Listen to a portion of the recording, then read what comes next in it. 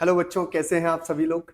मैं प्रदीप सिंह कौरव एक बार फिर करियर पावर अड्डा 24/7 ग्वालियर के यूट्यूब चैनल पर आपका स्वागत करता हूं।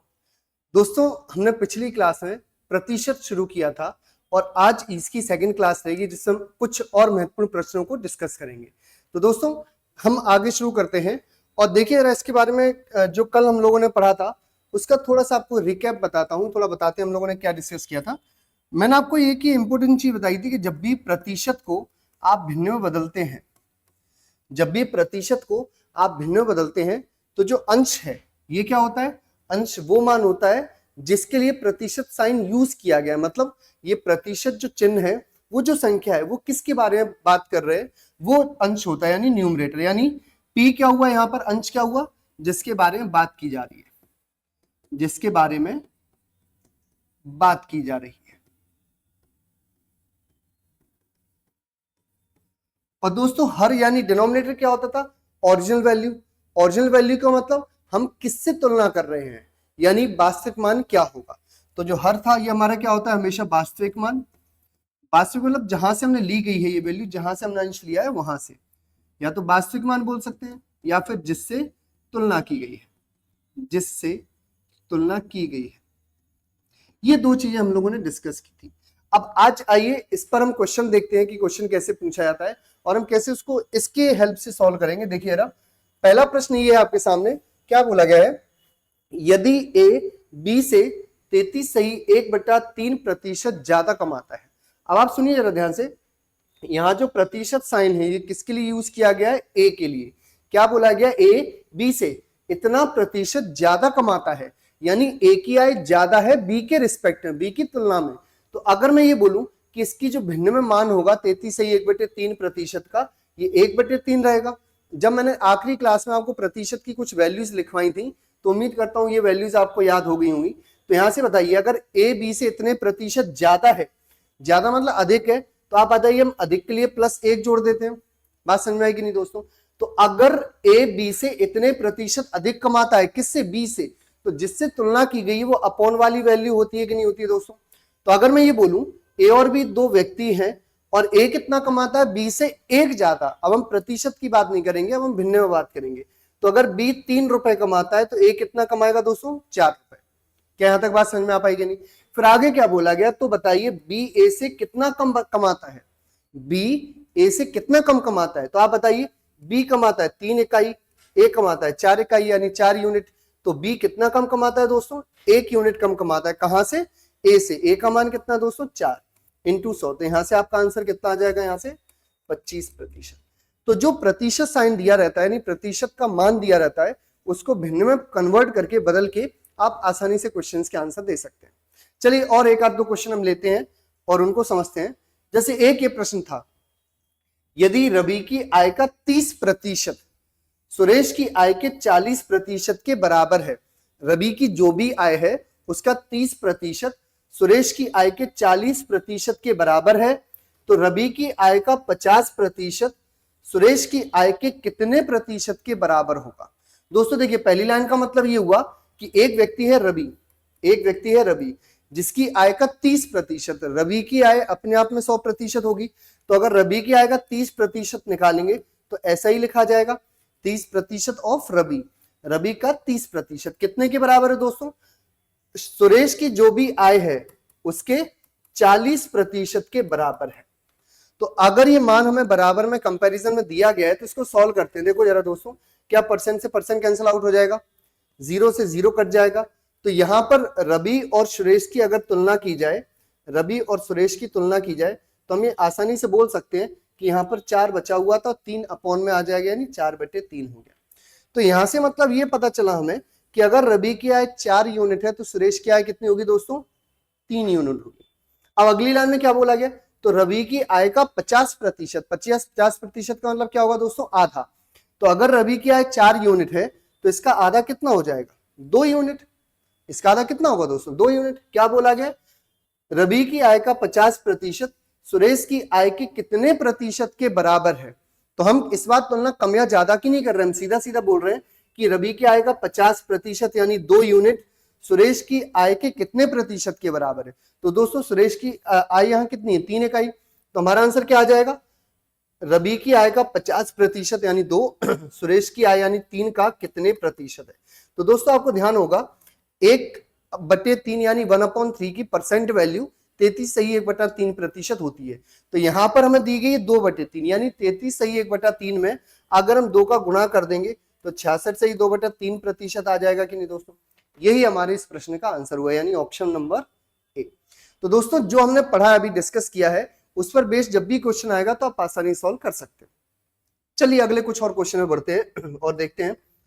अगला क्वेश्चन ये है आपका, अगला क्वेश्चन ये है, यदि किसी संख्या के 70% में से 70 घटाया जाए, यदि किसी संख्या के 70% में से 70 घटाया जाता है तो शेषफल 70 प्राप्त होता है, तो संख्या ज्ञात कीजिए। देखो दोस्तों इसको आप बाय ऑप्शन भी सॉल्व कर सकते हो। आप ऑप्शन देखते हैं और जैसे 400 है, मान लो वो संख्या 400 ही होती तो 400 के 70%, तो पहले 400 का 70% निकालेंगे। जैसे मान लो मैं सॉल्व करना चाहूं तो 400 का 70% ऐसे तो निकाला जाएगा, तो प्रतिशत घटाओगे अपॉन में 100 आ जाएगा। तो 2 शून्य से 2 शून्य कैंसिल आउट हो गया, कितना आ गया 7 4 28, 280। अब आप मुझे बताइए कि अगर 70 घटाया जाता है तो शेषफल 70 बचता है, यानी क्या यहाँ पर 70 घटा के आपको 70 मिल जाएगा? क्या नहीं मिलेगा दोस्तों, इसका मतलब 400 आंसर गलत है। अगर 100 से चेक करोगे, अगर 100 से चेक करोगे तो 100 का 70% कितना होगा? 70 ही होगा। तो अगर 100 का 70% 70 हो गया और 70 में 70 घटाओगे तो 0 बचेगा, जबकि हमें शेषफल कितना चाहिए? 70। तो दोस्तों ये ऑप्शन भी गलत, 400 भी गलत, 100 भी गलत। अगर 300 को चेक करेंगे तो आप डायरेक्ट ये देखिए, अगर कोई भी संख्या में दी गई है और दाएं साइड से हम एक अंक बाद दशमलव लगा दें तो जो भी वैल्यू बची रहेगी, यानी यहाँ कितना बचा? 30 बचा, ये हमेशा 10% को बताएगा। किसी भी संख्या के दाएं साइड से आप एक अंक बाद दशमलव लगा दोगे तो जो भी दशमलव के पहले वाली वैल्यू है, यानी पूरी जो संख्या है वो संख्या का 10% होगा। तो आप बताइए 300 का 10% 30 होगा कि नहीं होगा? और हमसे कितना पूछा गया? 70%। तो 70% लगाने के लिए 7 का गुणा कर देते हैं, 210 आ जाएगा कि नहीं दोस्तों? और इसमें से अगर 70 घटाओगे तो क्या आपको 70 मिलेगा? नहीं मिलेगा। तो ये भी ऑप्शन हमारा गलत। 200 को आखिरी और चेक कर लेते हैं। 200 का 70% निकालना है तो आप बताइए 200 का 10% क्या 20 होगा कि नहीं होगा? 200 का 10% कितना होगा लोग? 20 रुपए। तो अगर 20 हमारा 10% हुआ, 70% के लिए 7 का गुणा करेंगे तो 140 आ जाएगा कि नहीं? और 140 में 70 घटाएंगे तो कितना आ गया दोस्तों? 70। यानी जो कंडीशन दी गई थी क्वेश्चन में उसके हिसाब से ऑप्शन डी करेक्ट आंसर था। लेकिन यहां दिक्कत हमें बस ये हुई कि हमें चारों विकल्प चेक करने पड़े। तो बाई चांस एग्जाम में अगर ऐसा हुआ कि सही वाला विकल्प यानी ऑप्शंस आपको लास्ट नंबर पर लिख दिया गया है तो आपको बहुत टाइम लग जाएगा। तो इसका जो मेथड है वो भी आप लोगों को बता देता हूं। तो जो ऑप्शंस की हेल्प करके आप समझ पाओगे आंसर कैसे निकाला जाएगा। अगर हम इसको बिना ऑप्शन यानी मेथड के थ्रू करना चाहें तो आप ये डायरेक्ट बोल सकते हो। यदि हम किसी संख्या की बात कर रहे हैं तो मैंने कल आपको बताया था कि प्रतिशत के मामले में कोई भी संख्या अपने आप का 100% होती है, यानी जो भी संख्या आपको सोचनी है वास्तविक संख्या वो 100 मानी जा सकती है। तो आप बताइए अगर वास्तविक संख्या 100 है या 100x है, एक ही मतलब हुआ, मान लेते हैं संख्या 100x है तो इसके 70%, तो आप बताइए 100x का 70% कितना होगा? अगर इसका 70% निकालोगे तो ये 70x हो जाएगा। क्या इतनी बात समझ में आ पाई दोस्तों के लिए? तो किसी संख्या के 70% यानी 70x में से 70 घटाओगे तो आंसर कितना मिल जाएगा? 70। तो हमें बस इसको ही तो सॉल्व करना है। चलिए सॉल्व करते हैं। तो देखिए 70x इक्वल टू क्या होगा? ये माइनस का 70 है, राइट साइड में आएगा तो प्लस का हो जाएगा। तो 70 ही और 70 ही 140 हो गया। तो क्या 70 से 2 बार कट जाएगा 140 के नहीं? तो x की वैल्यू कितनी मिल गई हमें? 2। और अगर x की वैल्यू 2 है, x का मान 2 है, तो आप बताइए संख्या क्या होगी? तो संख्या तो 100x थी, तो 100x का ना 100 इंटू 2 यानी 200, यही हमारा डायरेक्ट आंसर आ जाएगा। तो कई क्वेश्चन में हम जब बाय ऑप्शन सॉल्व करते हैं तो आपको क्वेश्चन को सॉल्व करने में बहुत आसानी होती है, लेकिन वो तब हमें थोड़ा अच्छा नहीं लगेगा जब आपका ऑप्शन जो सही वाला ऑप्शन है वो आखिरी नंबर पे आ जाए। तो आपको पहले जो 3 आपने अटेम्प्ट दिए वो तीनों गलत हो जाते हैं। तो इसलिए हम डायरेक्ट मेथड का यूज करेंगे, इसमें आपको विद इन एक लाइन में आंसर आ जाता है। क्लियर दोस्तों कि नहीं? चलिए अगले क्वेश्चन की ओर बढ़ते हैं। देखिए जरा अगला जो क्वेश्चन है ये वाला, ये सेम आप लास्ट वाले मेथड से सॉल्व कर सकते हैं। देखिए जरा क्या बोला गया है, जब पहली संख्या का 50%, तो जैसी पहली संख्या आपने पढ़ी तो आप तुरंत बोलेंगे पहली संख्या का मतलब हमारे लिए 100x होगा। क्या इतनी बात समझ पाए दोस्तों की नहीं?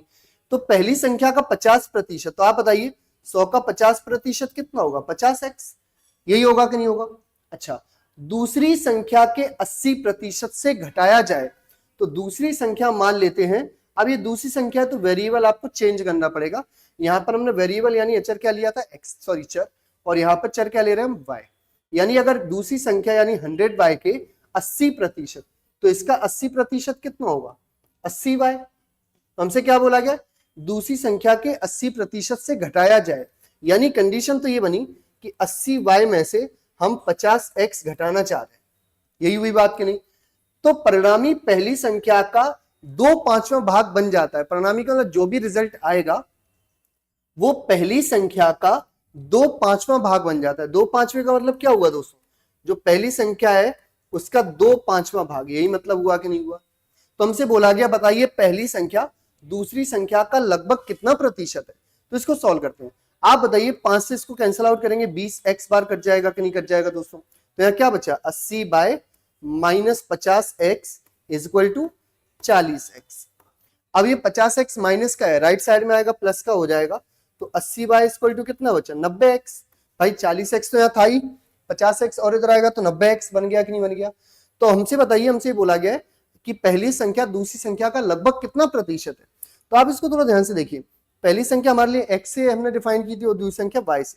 तो यहां पर अगर मैं इनका अनुपात निकालना चाहूं तो देखिए जरा, ये हम जो y है ये राइट साइड में ले जाते हैं तो गुणा में अपॉन में पहुंचेगा, यानी यहाँ क्या आ जाएगा, दाएं साइड में राइट साइड में 90x तो है ही, तो हम लिखते हैं सिर्फ x और अपॉन में क्या आएगा y। तो आप बताइए अगर y यहाँ बटे में पहुंच गया तो यहाँ कितना बचा 80, और यहाँ 90 गुणा में था तो ये अपॉन में आ जाएगा। तो क्या यहाँ ऐसा बच जाएगा, x अपॉन y किसके बराबर होगा, 80/90 के, एक 0 से 0 कट जाएगा। यानी ये पता चला कि अगर पहली संख्या 8 है तो दूसरी संख्या कितनी होगी, 9। तो हमसे बोला गया बताओ पहली संख्या दूसरी संख्या का लगभग कितना प्रतिशत है। तो आप बताइए 8 9 का कितना प्रतिशत होगा, ये ऐसे ही निकाला जाएगा कि नहीं निकाला जाएगा। तो अगर आपको याद हो 1/9 यानी 1/9 की जो परसेंट वैल्यू थी वो 11 से ही 1/9 प्रतिशत थी। मैं लिख दे रहा हूं 1/9 की जो प्रतिशत वैल्यू है वो 11 से ही 1/9 प्रतिशत थी। और हमसे किसका पूछा गया, 8/9 का। तो ये तो तब आएगा जब यहाँ 8 का गुणा करेंगे, तो 8 का गुणा यहाँ भी करना पड़ेगा। तो गुणा कैसे होगा दोस्तों, 8 का गुणा पहले 11 में करोगे तो कितना आ जाएगा 88, और 8 का गुणा जब 1 में करोगे तो 8/9%। तो ये हमारा आंसर होगा। तो देख लेते हैं दोस्तों कौन सा ऑप्शन करेक्ट है। इसमें हमारे जो 4 ऑप्शन दिए गए उनमें ऑप्शन नंबर ए हमारा आंसर। तो क्या ये क्वेश्चन आप लोग समझ पाए कि नहीं समझ पाए। चलिए अगले क्वेश्चन पे शुरू करते हैं, फिर से पढ़ते हैं अगला क्वेश्चन। देखिए जरा, अब थोड़ा ये ध्यान रखिए, जब भी आय व्यय और बचत से संबंधित यानी इनकम एक्सपेंडिचर और सेविंग्स से संबंधित क्वेश्चन आता है तो भले ही आपको ओरिजिनल इनकम दी जाए यानी वास्तविक आय और खर्च दिया जाए, तब भी आप उनको अनुपात निकाल के सॉल्व कीजिए। इससे क्वेश्चन को सॉल्व करने में आपका टाइम कम लगेगा। जैसे देखिए जरा दोस्तों, यहाँ क्या बोला गया है, एक कोई पर्सन है रिचा, उसके व्यय और बचत का अनुपात दिया गया 2:1। इसका मतलब ये हुआ कि जो व्यक्ति है रिचा, अगर उसका खर्च 2 इकाई है तो बचत कितनी होगी दोस्तों, 1 यूनिट यानी 1 इकाई। तो इस हिसाब से आप बता सकते हैं अगर खर्च 2 यूनिट है बचत 1 यूनिट है तो आय कितनी होगी दोस्तों, आय तो 3 यूनिट हो जाएगी। क्या यहां तक बात समझ में आ पाएगी नहीं आ पाएगी। तो बोल रहे यदि उसकी आय और व्यय में क्रमशः इतने इतने प्रतिशत की वृद्धि होती है। तो दोस्तों मैंने क्यों बोला कि आप अनुपात से निकालिए, इसका मतलब है देखिए जब हमने आय में से खर्च घटाया तो बचत मिल जाती है, हमें पता है। तो अगर ये अनुपातिक वैल्यू है ना, रेशनल वैल्यू है, तो आप इनको अपने मन से आप कुछ भी मान सकते हैं, अनुपात नहीं बदलना चाहिए। जैसे आय खर्च और बचत का अनुपात 3:1 है, तो आप अपने मन से इसको 300 मान लो, कोई दिक्कत नहीं है। तो फिर यहाँ 200 आ जाएगा कि नहीं आ जाएगा। तो अगर 300 आय हुई 200 खर्च हुई तो बचत कितनी हो जाएगी दोस्तों, 100। अब यहां से आपको हेल्प ये मिलेगी कि जो भी प्रतिशत वृद्धि करनी है या कमी करनी है उसको सॉल्व करने में आपको थोड़ी आसानी होगी। अब देखिए आय में कितने की वृद्धि हुई है, 20% की। तो 300 रुपए का 20% कितना होगा दोस्तों, 60 रुपए। तो 60 रुपए उसकी आय बढ़ गई कि नहीं बढ़ गई, यानी आय कितनी हो गई यहाँ पर 360। क्या इतनी बात समझ पाए कि नहीं समझ पाए। अच्छा, खर्च में भी 15% की वृद्धि हुई है, यानी 200 का 15% कितना होगा। तो आप बोलेंगे 200 का 1% 2 होता है, 200 का 1% कितना होगा 2। तो 15% कितना हो जाएगा दोस्तों, 30 रुपए। तो यानी खर्च कितना हो गया अभी 230। क्या यहां तक बात समझ पाएगी नहीं। अब अगर बचत निकालनी है तो आप बताइए बचत कैसे आएगी, आय में से खर्च घटा दो। तो 360 में से अगर 230 घटाओगे तो दोस्तों कितना बचेगा बताओ जरा। आप बोलोगे यहां पर 130 बच जाएगा, यही होगा कि नहीं। तो बताइए बचत में कितने की वृद्धि हुई। तो बचत पहले 100 थी, अभी 130 हो गई है। कितनी बढ़ गई है? 30 रुपए बढ़ गई। कहां से? 100 से, क्योंकि हम कंपैरिजन किससे कर रहे हैं, तुलना किससे कर रहे हैं, 100 से। तो अपॉन में क्या आएगा? 100 इंटू 100। अब सॉल्व करते हैं तो 100 से 100 कट गया, आंसर हमारा कितना आ गया दोस्तों? 30%। यानी पहले बचत 100 थी, अभी बचत कितनी है? 130। तो बचत अब 30 रुपए बढ़ गई ना पहले से। तो पहले से मतलब 100 से, तो ये जो 100 है यह अपॉन में आया है। और ये 100 कौन सा है कि जब हमने ये देखा था कि जब भी प्रतिशत साइन लगाना हो तो आप 100 से गुणा करते थे, ये वो वाला 100 है। यानी इस प्रश्न का आंसर हमारा क्या हो जाएगा? ऑप्शन नंबर डी, यानी 30% सही आंसर होगा। क्या इतनी बात समझ पाए दोस्तों की नहीं? अगला एक प्रश्न और इसी से संबंधित है, इसको आप लोग थोड़ा देखते हैं, आप लोग थोड़ा देखिए, सॉल्व करते हैं इसको। क्या बोला गया है? एक व्यक्ति अपनी मासिक आय का 10% बचाता है। अच्छा, 10% बचाता है मतलब ये बचत हुई 10%। तो 10% का मतलब क्या होगा दोस्तों? इसका मतलब होगा 1/10। अब ये मासिक आय का 10% है, यानी जो तुलना की गई है बचत की वो किससे की गई? मासिक आय यानी मंथली इनकम से। तो आप बताइए जो अपॉन वाली वैल्यू है, क्या ये मासिक आय यानी मंथली इनकम नहीं होगी? तो अगर ये मासिक आय है तो ये एक क्या होगा? बचत होगा। तो आप बताइए अगर 10 में से 1 रुपए बचत कर लिया तो खर्च कितना किया? तो आप बोलोगे अगर हमें खर्च निकालना हो तो हमें कुछ नहीं करना है, इनकम में से सेविंग्स यानी बचत घटा देंगे। तो 10 में से 1 घटाओगे 9 बच जाएगा। तो आप बताइए ध्यान से, क्या हमें अनुपात मिल गया है कि नहीं मिल गया है? अगर आय 10 यूनिट है तो खर्च कितना हो गया? 9 यूनिट, और बचत कितनी हो गई? 1 यूनिट। तो अगर मैं इनको लिखूं, यहां पर लिख दे रहा हूं, इनकम मतलब आय, एक्सपेंडिचर यानी खर्च, और सेविंग्स यानी बचत को जब हम रिप्रेजेंट करेंगे, लिखेंगे, तो मासिक आय कितनी आ गई यहां पर? 10, खर्च कितना हो गया? 9 रुपए, और बचत कितनी हुई? 1 रुपए। तो अगर हमें आय, खर्च या बचत कुछ ही बढ़ाना है तो मैंने क्या बोला? अनुपात नहीं बदलना चाहिए। मान आपको वैल्यू जो भी चाहिए वो आप लिख सकते हो। मान लिया मैंने यहाँ इनकम 100 मान ली, तो खर्च कितना होगा? 90 रुपए, और बचत कितनी होगी? 10 रुपए। क्या इतनी बात समझ पाए आप लोग की नहीं? अब देखिए क्या बोला गया है, यदि उसकी मासिक आय 30% बढ़ जाती है, यदि मासिक आय 30% बढ़ गई, तो 100 का ही तो 30%, तो अगर ये 30% बढ़ेगी तो कितना आ जाएगा दोस्तों? 30 बढ़ जाएगा, यानी इनकम कितनी हो गई? आय कितनी हो गई? 130 रुपए। क्या इतनी बात समझ पाएगी नहीं? तो वह पिछली बचत से 20% अधिक बचत करता है। यानी अगर इनकम 30% बढ़ेगी, उसकी मासिक आय 30% बढ़ेगी, तो जो पिछली बचत है उससे 20% अधिक बचत करेगा। तो पिछली बचत कितनी थी? 10 रुपए, इसका 20% ज्यादा बचत करेगा, तो 10 का 20% कितना होगा? बताइए आप दोस्तों जरा, कि अगर 10 का 20% निकालना है तो ऐसे तो लिखोगे आप। तो 2 जीरो से 2 जीरो कट गए, कितना आ गया? 2। इतनी बचत कर लेता है, यानी अभी 2 रुपए ज्यादा बचत करेगा तो 12 रुपए बचत हो जाएगी कि नहीं? यानी आप बताइए अगर आय 130 रुपए हो गई तो बचत कितनी हो गई? 12। तो आप बताइए खर्च कैसे निकलेगा? 130 में से 12 घटा देते हैं, तो 130 में से अगर 12 घटाओगे तो कितना बच जाएगा? 118 रुपए। यही बच जाएगा कि नहीं बच जाएगा? अब हमसे क्या पूछा गया? तो उसके व्यय में प्रतिशत वृद्धि क्या होगी? अच्छा, व्यय यानी खर्च कितना बढ़ गया? तो आप बताइए पहले वो 90 यूनिट खर्च करता था, अभी कितना कर रहा है? 118 यूनिट खर्च कर रहा है। तो खर्च तो बढ़ गया। कितना बढ़ गया दोस्तों? तो 90 से 118 हो गया, मैं यहां लिख दे रहा हूं। क्या 28 यूनिट खर्च बढ़ गया है कि नहीं बढ़ गया? भाई पहले 90 था खर्च जब 100 इनकम थी, अभी इनकम हो गई 130, तो बचत हो गई थी 12। तो 130 में से 12 घटाया, 118 बच गया। यानी पहले की तुलना में अभी जो खर्च है वो 28 यूनिट बढ़ गया है। कहां से? 90 से। तो अपॉन में क्या आएगा? 90 इंटू 100%। क्या यही हमारा आंसर होने वाला है दोस्तों के नहीं? अब सॉल्व करते हैं इसको। देखो जरा, 0 से 0 कट जाएगा, कितना बचेगा? 280। 280 में अगर 9 का भाग देंगे तो कितने प्रतिशत आएगा? तो 9 से भाग देते हैं, 9 तिया 27, एक बचा 10 हो गया, फिर 9 एकम 9, फिर एक बचा। अब एक में तो डिवाइड जाएगा नहीं, तो डेसिमल लगाया यानी दशमलव का साइन लगाया, फिर से 10 हो गया, तो एक बार, और यही एक एक बार चलता जाएगा, यानी लगभग 31.1% वृद्धि हुई है। तो दोस्तों देखते हैं ऑप्शन कौन सा है। तो आप देखिए ऑप्शन नंबर बी में ही ये दिया गया है कि 31.11% की लगभग वृद्धि होगी। तो जो इनकम और एक्सपेंडिचर यानी आय और खर्च वाले क्वेश्चंस होते हैं, आप उनको अगर अनुपात में बदल पाए, अनुपात निकाल पाए, तो क्वेश्चन सॉल्व करना बहुत आसान होता है। तो उम्मीद करता हूं ये क्वेश्चन आप समझ पाए होंगे दोस्तों। चलिए अगले क्वेश्चन की तरफ बढ़ते हैं और देखते हैं अगला प्रश्न क्या है हमारे सामने। देखिए अब आप मुझे बताइए यहाँ पर क्या बोला गया, चावल की कीमत 24% कम हो जाएगी।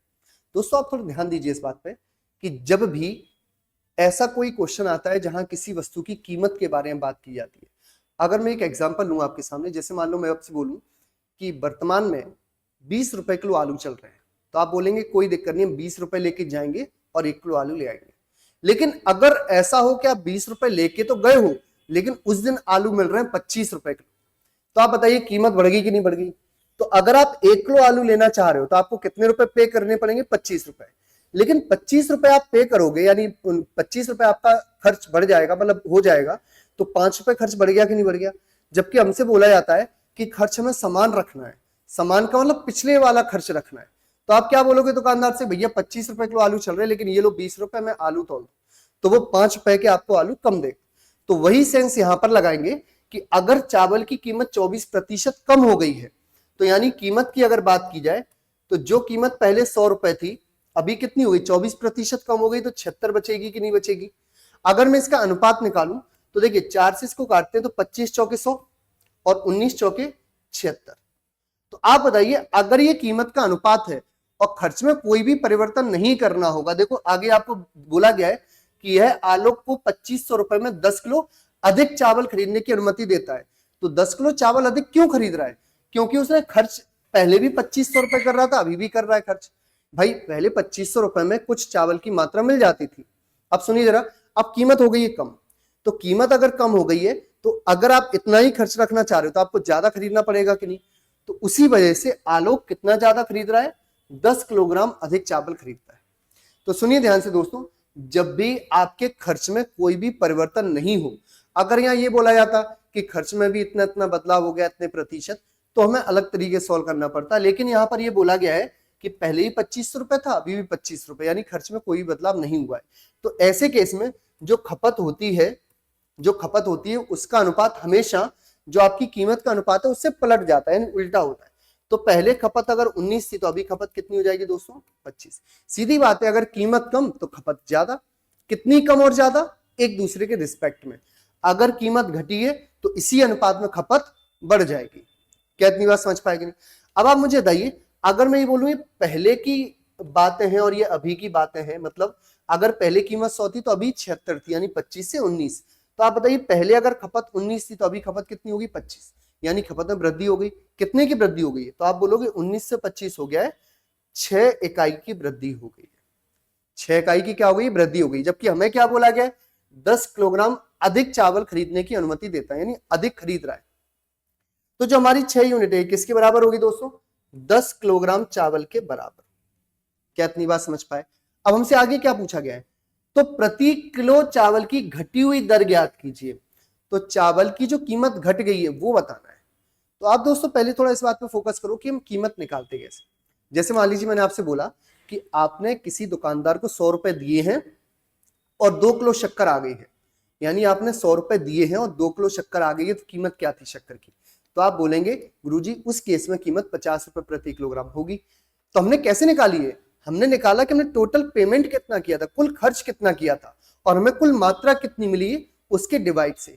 यानी अगर मैं यहां लिखना चाहूं कि आप जो वास्तविक कीमत होती है किसी भी वस्तु की कीमत कैसे निकालोगे, तो कुल खर्च कितना किया हमने, कुल खर्च कितना किया है और बटे में कुल मात्रा कितनी खरीदी है, इसको सॉल्व करके हमारी कीमत आती है।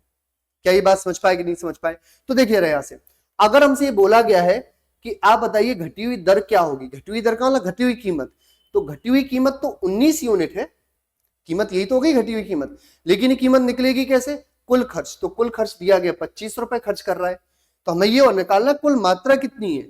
कुल मात्रा कितनी खरीदी हमने अभी? 25 रुपए, मतलब 25 इकाई मात्रा खरीदी अभी। तो अगर 6 यूनिट 10 किलोग्राम के बराबर है तो 25 यूनिट किसके बराबर होगा? तो कुछ नहीं करना है, 6 अपॉन में आ जाएगा। ये 6 इकाई के बराबर है तो 6 अपॉन में तो 1 इकाई और 25 का गुणा, यानी 10 अपॉन 6 इंटू 25। क्या इतनी बात समझ पाएगी? नहीं समझ पाए? यानी ये वैल्यू मिल गई हमें 250 अपॉन 6। इतनी मात्रा अभी हम लोग खरीद रहे हैं। तो कीमत क्या होगी दोस्तों? तो कीमत मैं बता देता हूं। कुल खर्च कितना किया? 2500 रुपए। अपॉन में क्या आएगा? कुल मात्रा, तो कुल मात्रा कितनी है? 250 अपॉन 6, ये मात्रा है, तो 6 ऊपर पहुंच जाएगा पलट के। तो आंसर क्या आ गया? 2500 इंटू 6/250।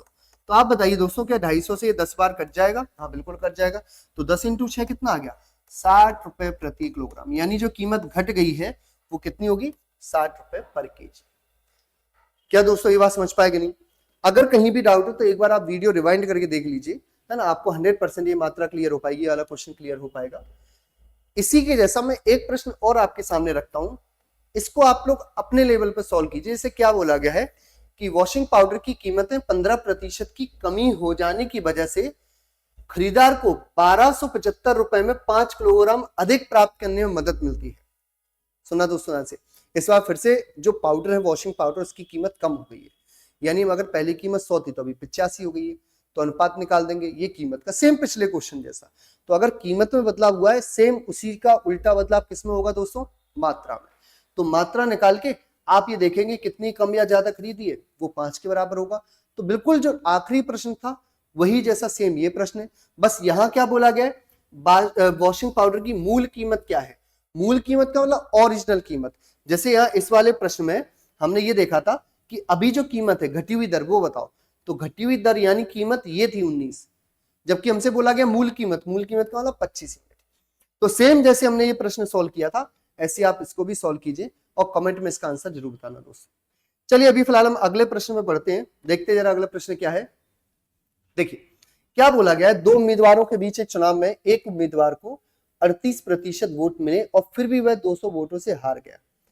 यदि डाले गए सभी वोट वैध थे तो चुनाव में डाले गए वोटों की संख्या क्या थी? अब सुनिए जरा ध्यान से।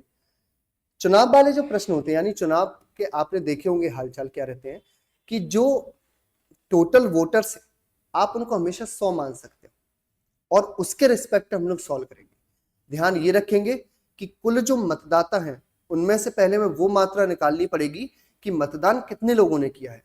भाई अमान्य या अवैध वोट तभी निकाल पाओगे जब वोट डाला गया। अगर कोई व्यक्ति घर से वोट डालने आया ही नहीं है तो अमान्य अमान्य होने का सवाल ही नहीं होगा। तो हम सबसे पहले ये देखेंगे क्वेश्चन में, क्या सभी मतदाताओं ने वोट डाले हैं? और अगर ये लाइन पता चल गई कि हाँ सभी ने डाले हैं तो हम देखेंगे फिर अमान्य तो नहीं है। तो अगर अमान्य होंगे तो माइनस किए जाएंगे और माइनस करने का जो डेटा बचेगा वो हम डिवाइड कर देंगे। ठीक, पहली बात। दूसरी बात थोड़ा ध्यान से सुनिए दोस्तों, अगर कोई उम्मीदवार जीता है, मैं ये मान के चलूं किसी शहर में 100 उम्मीदवार थे, 100 मतदाता थे सॉरी, और सभी के सभी ने वोट डाला है, यानी 100 के 100 उम्मीदवारों मतदाताओं ने वोट डाला है और सभी वोट मान्य हो गए, वैलिड हो गए। तो आप बताइए जो जीता है अगर उसको 50 वोट मिलते तो हारने वाले को ही 50 मिलते, तो कहां जीता हारी हुई? तो आप ये समझ पा रहे हो कि जो जीतने वाला है उसको कम से कम 50 से ज्यादा मिलना चाहिए। और जीतेगा कितने से? जो दोनों का अंतर होगा उससे। सपोज करो दोस्तों मैंने बोला कि कुल 100 में से जीतने वाले को 70 वोट मिल गए। कितने वोट मिले? 70 या 70%। तो जो ये जो जीतने वाले को मिले हैं, विनर को मिले हैं, तो जो हारने वाला उम्मीदवार यानी लूजर है उसको कितने मिलेंगे? तो आप बोलोगे 100 में 70 इसको तो 30 इसको। तो आप बताइए कितने वोटों से जीत गया? भाई जीतने वाला को 70 मिले, हारने वाले को 30। तो आप बोलोगे ना दोनों का अंतर देख लो 40, तो 40 ज्यादा है इसके पास, इसका मतलब 40 वोटों से जीत गया। तो आपको ये दो बातों का विशेष ध्यान रखना पड़ेगा जो ही मैंने आपको बताई है कि पहली बात ये कि आपको ये चेक करना पड़ेगा कि सभी मतदाताओं ने वोट डाला है कि नहीं और जो डाले गए वोट है वो सभी मान्य है या नहीं। अगर ऐसा नहीं है तो आपको माइनस करनी पड़ेगी वैल्यू जो रिस्पेक्टिव क्वेश्चन में दी जाएगी और आखिरी में जाके हम वोटों का बंटवारा कर लेंगे। तो पहले इस क्वेश्चन की बात करते हैं। यहाँ क्या बोला गया है कि दो उम्मीदवारों के बीच एक चुनाव में एक उम्मीदवार को 38% वोट मिले और फिर भी वह 200 वोटों से हार गया। अब आगे क्या लिखा है, यदि डाले गए सभी वोट वैध थे, यानी अवैध एक भी वोट नहीं है, तो चुनाव में डाले गए वोटों की संख्या क्या है? अब मुझे बताइए क्या यहाँ ये बात बोली गई है कि कितने मतदाताओं ने मतदान नहीं किया या कितने मतदाताओं ने मतदान किया है? अगर ऐसी लाइन नहीं मिलती है तो हम ये मान के चलेंगे जो कुल मतदाता है वो सभी के सभी मतदान किए हैं, सभी ने मतदान किया है। ओके दोस्तों, अब मान लेते हैं यहाँ पर कि जो कुल मतदाता है वो 100 है, तो क्या सभी ने मतदान किया? हाँ किया है। क्यों? क्योंकि क्वेश्चन में ऐसी कोई भी लाइन नहीं लिखी है जो ये बता दे कि इतने प्रतिशत मतदाताओं ने मतदान नहीं किया है। तो हम मान के चलेंगे सभी ने मतदान किया है और ये तो दिया ही गया है कि सभी के सभी डाले गए वोट वैध है। तो अगर ये सभी के सभी वैध हैं इसका मतलब 100 के 100 वैध हो गए तो इनसे जीत हार का बंटवारा होगा। तो क्या बोला गया, एक उम्मीदवार को 38% मिले और फिर भी वो हार गया, यानी ये हारने वाले को ही तो मिले हैं। तो जो हारने वाला उम्मीदवार है यानी लूजर कैंडिडेट है उसको कितने मिल गए वोट दोस्तों? 38%। किसका 38%? 100 का 38%। तो जीतने वाले को कितने मिलेंगे दोस्तों? तो जीतने वाले को मिलेंगे 100 का ही, तो 100 का कितना आ जाएगा? 100 में से हम 38 घटा देंगे, कितना आ जाएगा? 62%। क्या इतनी बात समझ पाए कि नहीं? तो अगर ये ऐसा डेटा आ गया आपके सामने तो आप बताइए ये जीता कितने वोटों से? जीतने वाला उम्मीदवार या हारने वाला उम्मीदवार कितने वोटों से हार गया है? ये हारा कितने वोटों से? तो आप बोलोगे 62 में से 38 घटा देते हैं, पता चल जाएगा कितने वोटों से हारा है। तो देखिए रहा दोस्तों, अगर 62% में से 38% हटाएंगे तो 12 में से 8 घटाया 4 और यहाँ 5 बचा 24%। 24% वोटों से हार गया कि नहीं दोस्तों? तो अगर 24% वोटों से हारा है तो ये वो किसके बराबर होगा? 200 वोटों के बराबर है। यानी 24% का मान किसके बराबर है दोस्तों? 200 वोटों के बराबर। तो अगर 24% का मान 200 के बराबर है तो हमें क्या चाहिए? वोट 100% वोट, यानी कुल तो वोट 100% ही थे, क्योंकि कुछ कमी है ज्यादा तो ही नहीं है, सभी लोगों ने मतदान किया और सभी वैलिड है। तो आप बताइए 24% का मान अगर 200 है तो 1% का मान कितना होगा दोस्तों? 200/24। यही होगा कि नहीं होगा? तो 100% का मान कितना हो जाएगा? तो अगर मुझे 100% चाहिए तो 2 जीरो यहां बढ़ा देते हैं, 2 जीरो यहां बढ़ा देते हैं और हम इसको सॉल्व करते हैं। तो देखिएगा जरा दोस्तों, अगर हम 4 से इसको काटेंगे तो 6 बार कटेगा और 4 से 50 बार। दोस्तों यहाँ कुछ क्वेश्चन में यहाँ एरर होगा, यहाँ 200 वोट नहीं होंगे। क्यों? क्योंकि नंबर ऑफ वोटर्स हमेशा एक होल नंबर आता है। हम ये नहीं बोल सकते कि किसी शहर में 370.6 वोटर थे। भाई इंसान है तो पूरे व्यक्ति होगा, आधा व्यक्ति थोड़ी वोट डालने जाएगा। तो यहाँ पर 200 नहीं होगा, कोई एक ऐसी संख्या रहेगी जिसमें 24 से भाग चला जाए, तो उसके रिस्पेक्ट हम लोग आंसर निकालेंगे। अब ये कौन से साल का ये मैंने ध्यान नहीं दिया है ना, या देख के आपको बता दूंगा नेक्स्ट वीडियो में, तो ये पता चल जाएगा इस क्वेश्चन में एरर क्या था। तो दोस्तों फिलहाल के लिए हमारा आंसर क्या हो जाएगा? 50 से कट गया, 50 कट गया था तो यहाँ कितना बचा था? 50 × 100/6 इतने वोटर्स रहेंगे, जो कि फिलहाल ऑप्शन में पॉसिबल नहीं है। तो क्या आप ये कंसेप्ट समझ पाए दोस्तों कि नहीं? क्या मैं सॉल्व कैसे करना होता है ना? अब एक क्वेश्चन और चुनाव वाला मैं आपके सामने रखता हूं, आप उसको अपने लेवल पे ट्राई करिए। देखिए जरा, एक ये क्वेश्चन मैं इनको बाद में ले लूंगा, पहले एक चुनाव वाला ही क्वेश्चन देख लेते हैं। ये है, क्या बोला गया है? 2 उम्मीदवारों के बीच चुनाव में 75% योग्य मतदाताओं ने अपना वोट डाला है। 75% का मतलब ये हो गया दोस्तों कि 25% लोगों ने वोट नहीं डाला है और 6% अमान्य घोषित कर दिए गए, यानी अवैध घोषित कर दिए गए। तो एक उम्मीदवार को 15,228 मत मिले, जो कि कुल वैध मतों का 90% है। यानी अगर वैध मतों का 90% एक को ही मिल गया है तो दूसरे को 10% मिलेगा, यानी ये जो 90% वाला ये तो जीत गया। तो जो ये जो वोटों की बात की गई है किसको लेकर की गई है? जीतने वाले उम्मीदवार। तो दोस्तों इस प्रश्न को आप कैसे सॉल्व करेंगे? आप चलो अच्छा 100 मान के भी मत करो, क्योंकि वहां 6% घटाओगे तो थोड़ा टफ हो जाएगा। आप इसको ऐसे कर लीजिए सॉल्व। मैं एक तरीका और बता देता हूँ। मान लेते हैं चुनाव में जो शहर है उसमें कुल मतदाता V है, कुल वोटर्स V है। तो क्या सभी ने चुनाव में वोट डाला है? नहीं डाला है। 75% योग्य मतदाताओं ने वोट डाला है, यानी V का 75%। यही होगा दोस्तों कि नहीं होगा? अब आप मुझे बताइए, इसमें से जो 6% है वो अवैध हो गए, तो इसका ये टोटल वैल्यू कौन सी मिल गई है? ये मिल गई है डाले गए वोट। डाले गए वोट, अगर डाले गए वोट का 6% अमान्य है तो मान्य कितने होंगे दोस्तों?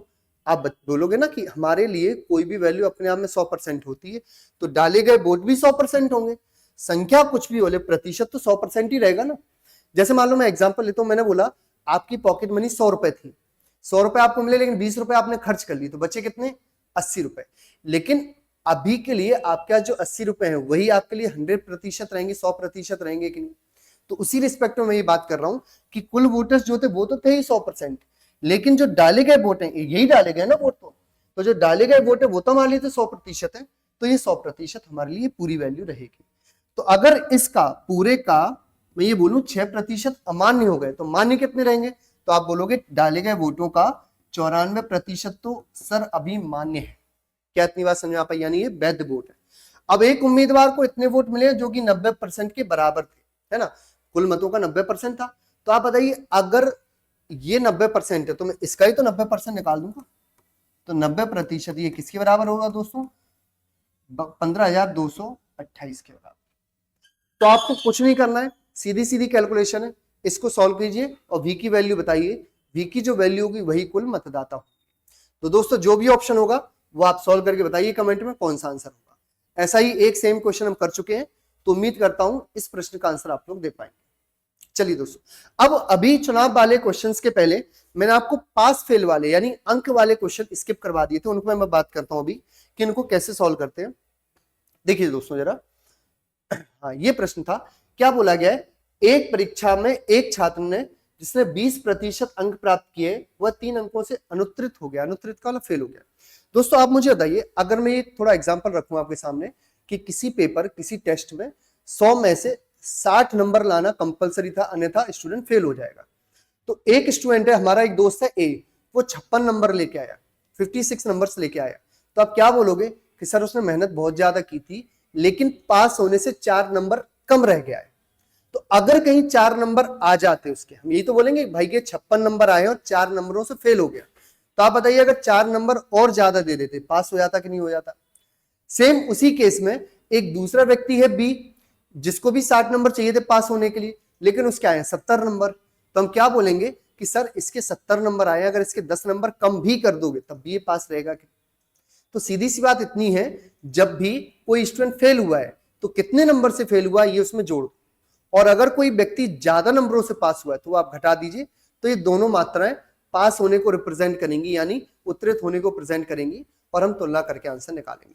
देखिए दोस्तों जरा ऐसा बात करते हैं, एक छात्र जिसने 20% अंक प्राप्त किए, तो भैया 20% तो प्राप्त कर लिए, तो फेल हुआ कि पास हुआ? तो आप बोलोगे 3 अंकों से अनुत्तीर्ण हो गया, मतलब फेल हो गया 3 अंकों से। तो अगर 3 और आ जाते, इतनी मेहनत तो कर ही ली, 20% अंक आ जाए, अगर 3 अंक और आ जाते तो ये पास हो जाता कि नहीं हो जाता, बताइए हाँ कि नहीं।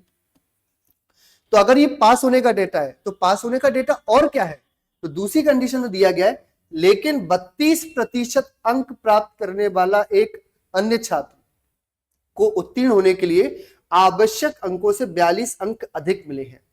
तो आप बताइए जो दूसरा स्टूडेंट है जिसको 32% अंक मिले हैं, उसने पास होने की जो लिमिट है उससे 42 अंक अधिक निकाले हैं। तो अगर 42 माइनस भी कर दोगे तब भी पास रहेगा।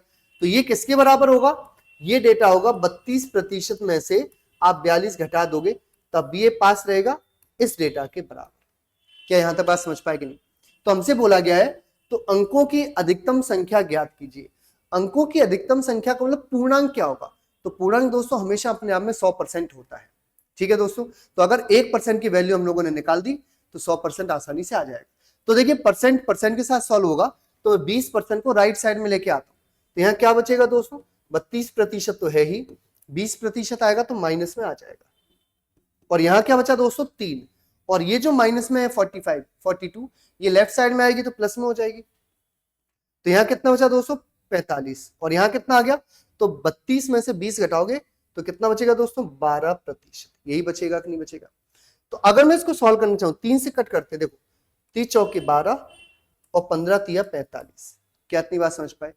तो क्या मैं आइडिया लगा पा रहे हैं कि 4% जो अंक है ये किसके बराबर है, 15 के बराबर, और हमें चाहिए 100% अंक तभी पूर्णांक निकलेगा।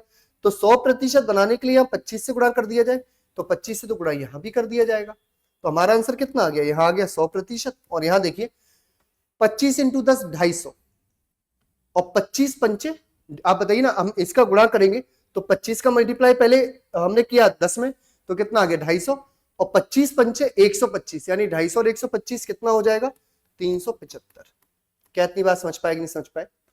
तो ये जो क्वेश्चन है इसका आंसर भी क्या होगा, कोई एक ऑप्शन में देख लेते हैं, 375, यानी जो पूर्णांक होगा वो कितने नंबरों का होगा 375। क्या ये बात समझ पाए दोस्तों की नहीं। तो जो पास या फेल होने वाले क्वेश्चंस हैं उनको हम इस तरीके से सॉल्व कर सकते हैं। क्लियर है। अच्छा एक क्वेश्चन और आपके सामने लिखता हूं, इसको भी आप लोग ट्राई करेंगे। ये है, यही हमारा लास्ट क्वेश्चन था जो मैं आपको बता रहा था कि पास या फेल वाले 2 में से एक क्वेश्चन आप लोग ट्राई करेंगे। देखिए जरा क्या बोला गया, जॉन ने एक परीक्षा में 20% अंक प्राप्त किए, तो 20% अंक तो प्राप्त कर लिए, लेकिन हुआ क्या है, वह 10 अंकों से अनुत्तीर्ण हो गया, तो फेल हो गया, तो उसको वापस से दे दो ना 10 अंक, तो पास हो जाएगा कि नहीं। तो यहां लिख दीजिए +10, तो ये पास होने का डेटा मिल गया हमें। फिर क्या बोला गया, उसी परीक्षा में जैक को 35% अंक प्राप्त हुए। तो अगर जैक को 35% अंक प्राप्त हुए हैं तो आप बताइए न्यूनतम उत्तीर्ण अंकों से 20 अधिक थे। तो अगर ये 20 अधिक थे तो अगर 20 माइनस भी कर दूं तब भी पास रहेगा कि नहीं रहेगा। तो हमसे क्या बोला गया यहां पर, तो उत्तीर्ण होने के लिए आवश्यक न्यूनतम अंकों का प्रतिशत ज्ञात कीजिए। यानी दोस्तों पास होने के लिए कितने नंबर चाहिए, हम बोलते हैं ना कि भैया 100 में से 33 नंबर ले आओ या फिर 33% नंबर ले आओ, दोनों ही पास होने की कंडीशन है। तो यहां से हमसे ये बोला गया है कि अगर कोई व्यक्ति उत्तीर्ण होना चाहता है तो कम से कम कितने प्रतिशत नंबर चाहिए। तो देखिए दोस्तों मैं फिर से बता दे रहा हूं, यही पास होने की कंडीशन है, लेफ्ट साइड में भी और ये राइट साइड में। आप जहां से चाहो वहां से आंसर निकाल सकते हैं, आंसर सही ही आएगा। देखिए ना, अब इसको सॉल्व करते हैं। तो प्रतिशत राइट साइड में आएगा, तो 35 में से 20 घट जाएगा, कितना बचेगा दोस्तों यहाँ पर 15%। और ये 20 इधर आएगा, 10 के साथ तो ये जुड़ जाएगा, यानी 30 अंक।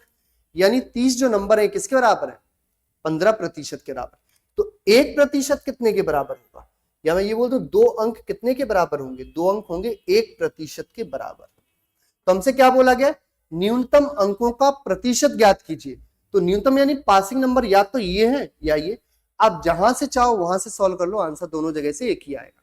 तो चलिए चेक करते हैं। तो देखिए ना, अगर हम लोगों से पास यानी उत्तीर्ण प्रतिशत पूछा गया है तो आप ये बोलोगे ये पास होने की वैल्यू तो है लेकिन हमें ये अंक नहीं चाहिए, इसको परसेंट में कन्वर्ट करना पड़ेगा। तो देखिए 20% तो ठीक ठीक लिखा है, प्लस 10 अंक, इन 10 अंकों को बदलते हैं प्रतिशत में।